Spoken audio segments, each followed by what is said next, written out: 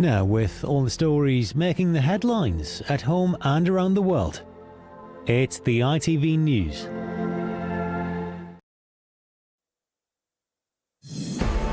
Europe must be ready to fight, says the Prime Minister, as he warns the solidarity of peace is softening.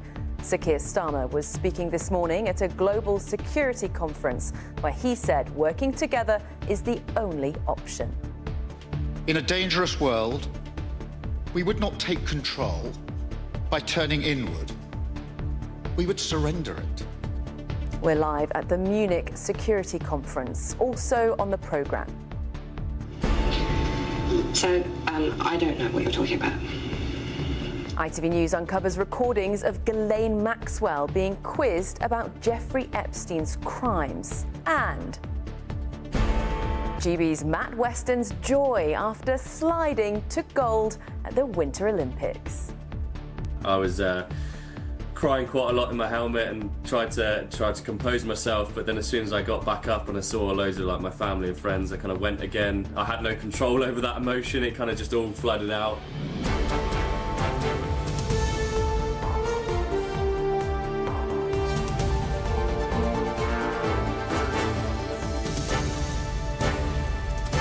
This is ITV News. Good afternoon.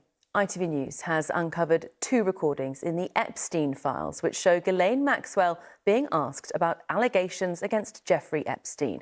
They appear to be depositions where a witness gives evidence to lawyers under oath but without a judge present. The videos from 2016 had previously not been made public. Sam Holder has more. Did Mr. Epstein ever ask you? Hidden in the millions of Epstein files are videos Ghislaine Maxwell fought to keep secret. There is nothing inappropriate or incorrect about that. And your mischaracterization of it, I think, is unfortunate. They appear to come from deposition hearings in 2016. Her answers, evasive at best. Did Jeffrey Epstein have a scheme to recruit underage girls to use them for purposes of sexual massages? Objective form and foundation. Okay, I'll speak again, please. Sure. Did Jeffrey Epstein have a scheme to recruit underage girls to use them for sexual massages? Objective form and foundation. Can you ask it a different way? Did Jeffrey Epstein have a scheme to recruit underage girls for sexual massages? Objective form and foundation. If you know. So, I don't know what you're talking about. The hearings were part of a defamation case brought by Virginia Giuffre, one of the most well-known accusers. She claims she was trafficked by Maxwell and Epstein and abused by Andrew Mountbatten Windsor. He denies the allegations. Maxwell's lawyers had fought for the videos to remain hidden. While the transcripts were unsealed in 2020, the clips have never been seen by the public before. So never in your time at any of Jeffrey Epstein's homes were you present when a female under the age of 18 was there to give Jeffrey Epstein a massage? Objective form and foundation. First of all, as I said, when I was present... No, it's a yes or no answer. No, it is not a yes or no answer. You can answer the question in full, but please provide a yes or no as an initial matter. I cannot answer a yes or no question to that question because it's not bounded by any time and it's not bounded by anything. Amongst the mountain of millions of documents and images in the Epstein files, this was found last week. It is Maxwell in a prison cell. Despite her answers in 2016, just 4 years later, she was arrested and then sentenced to 2 decades behind bars. Sam Holder, ITV News. Of course, the royals have been under pressure following new disclosures about Andrew Mountbatten Windsor in the Epstein files. Our team has an in-depth analysis of all the latest on the Talking Royals podcast. British police confirm they've spoken to prosecutors about Andrew Mountbatten Windsor. Don't forget, we've now got 2 assessments going on by the police. And Prince William plays the statesman in Saudi Arabia. But can he escape the shadow cast by his uncle's connections? Was the trip overshadowed? Absolutely. Well, completely. Absolutely, it was. You can watch the full programme with Chris, Lizzie and Charlene on ITVX, on YouTube or wherever you get your podcasts. Sir Keir Starmer has called for the UK to align itself more closely with Europe at a time when he says the solidarity of peace is softening. Addressing the Munich Security Conference, he also announced a new naval deployment to the Arctic, describing it as a powerful show of Britain's commitment to Euro-Atlantic security. It's after the US Secretary of State, Marco Rubio, said the US and Europe belong together during his remarks. Our global security editor, Rohit Katru, is in Munich. So, Rohit, is this gathering all about fostering better relationships and repairing the relationships between Europe and the US? Well, I think it's less about repairing those relationships as completely resetting them, because, you know, this is conversations that are happening against two backdrops, not just the war in Ukraine, but also the change which began here in the US-European relationship. It was at this event 12 months ago where the US Vice President announced a new world order, and all around us you can see the European leaders almost moving through these stages of grief, and now they are at acceptance, accepting that this is the way the world looks. And we saw a new tone from Keir Starmer, a more detailed analysis about his foreign policy outlook today. This is the first sort of speech of this type that made since the departure of Morgan McSweeney, his chief of staff, and so now free of his influence. But I think what was most striking was the round of applause he got in this room, this friendly audience, when he talked about the need for closer alignment with Europe. Now, we are not the Britain of the Brexit years anymore, because we know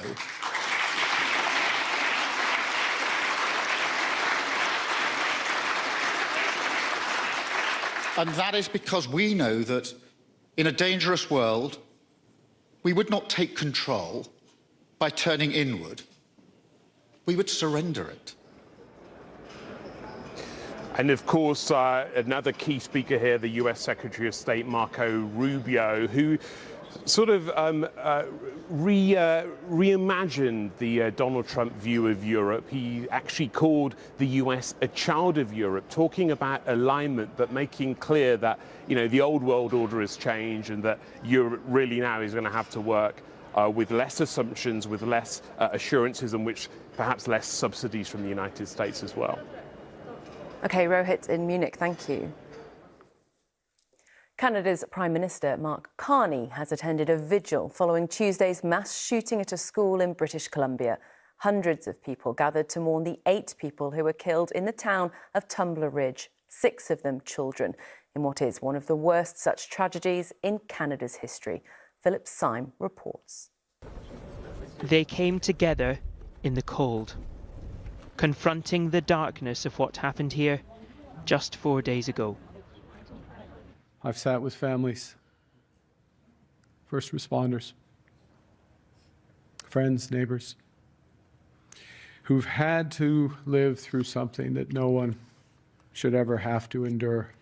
And when we leave here tonight, and some of you go back to quiet houses, some of you go back to empty rooms, please know that you're not alone. Police suspect 18-year-old Jesse van Rootselaar of carrying out the attack. A rampage which began in a family home and ended in the town's school. 8 lives were taken, the suspect's mother and stepbrother, 5 school children aged between 12 and 13, and their teacher. Van Rootselaar was found dead too, the result, police believe, of a self-inflicted wound. Investigators are still trying to find a motive. For the people of Tumbler Ridge, though, none could justify the violence visited upon their town's most innocent. Philip Syme, ITV News. Police searching for the missing mother of an American TV presenter have been active at a location around 2 miles from her home. Armed police and forensics officers have been seen in the area. Yesterday, investigators said they'd found a stranger's DNA at the home of Savannah Guthrie's mother, Nancy, who vanished 2 weeks ago. French multiple rape survivor Gisèle Pellicot has said she felt overwhelmed and honoured after receiving a personal letter of support from the Queen. Camilla, who has long campaigned against domestic violence and sexual abuse, praised Ms Pellicot's extraordinary dignity and courage. And a yellow warning for snow and ice stretching from Derby to Scotland will come into force this evening. The Met Office said snow in areas affected might be heavy at times and said it could cause some disruption to travel.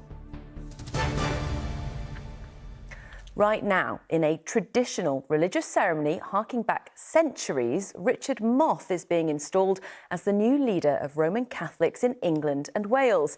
In a public show of humility, the 12th Archbishop of Westminster knelt outside in the cold before entering Westminster Cathedral's Great West Door for the formal service. Our reporter Stuart Robson is there. Stuart, a very significant moment for many in this country.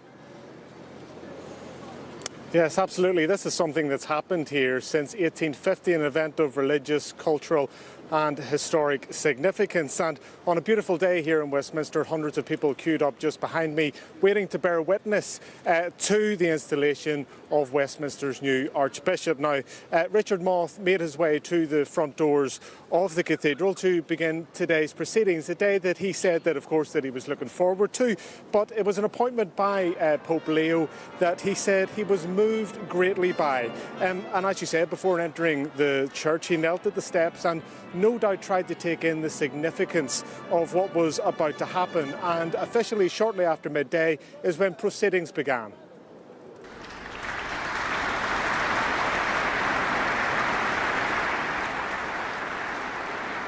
Now, he takes over the head of the Catholic Church in England and Wales from Cardinal Vincent Nichols, who held the role here since 2009. Now, as well as members of the public being able to come and witness the installation, we understand that the new Archbishop of Canterbury was here, as well as other members from other faiths across London. But today the focus is on the ceremonial and, of course, the theological aspects of this installation. The installation of an Archbishop, the 12th of Westminster in the 175-year history.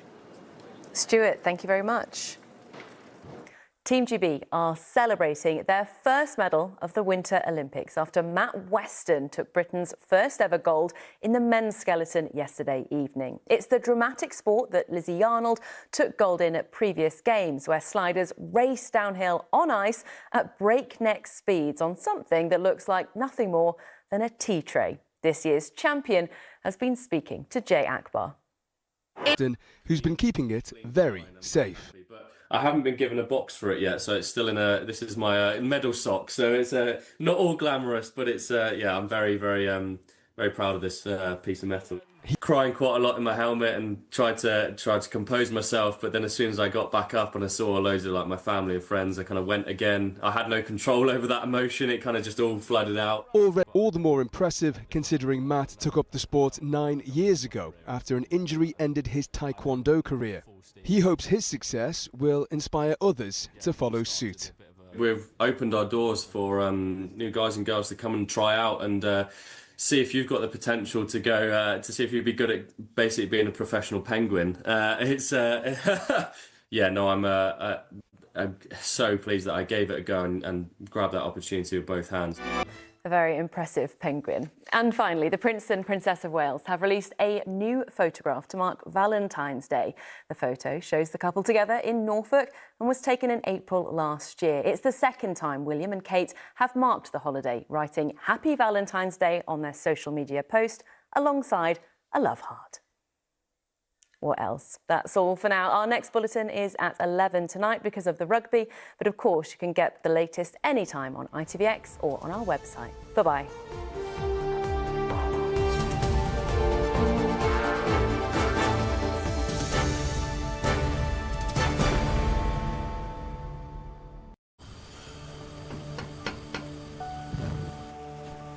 It's a cold and wet outlook with some heavy downpours throughout the day. Heinz Big Soup sponsors ITV National Weather. Hello there. Well, for many of us, it was a cheerful start to the weekend.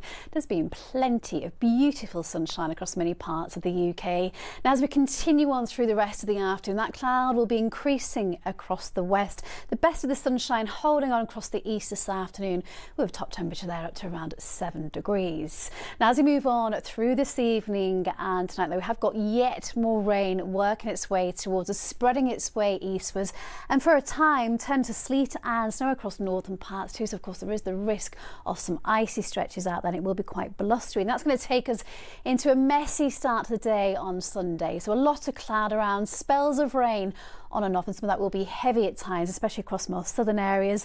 Hopefully we'll get to see a bit of brightness poking through during the afternoon, especially across parts of Northern Ireland and western parts. And this time we're looking at a top temperature up to around 11 degrees. Have a lovely afternoon. Bye bye. Heinz Big Soup sponsors ITV National Weather.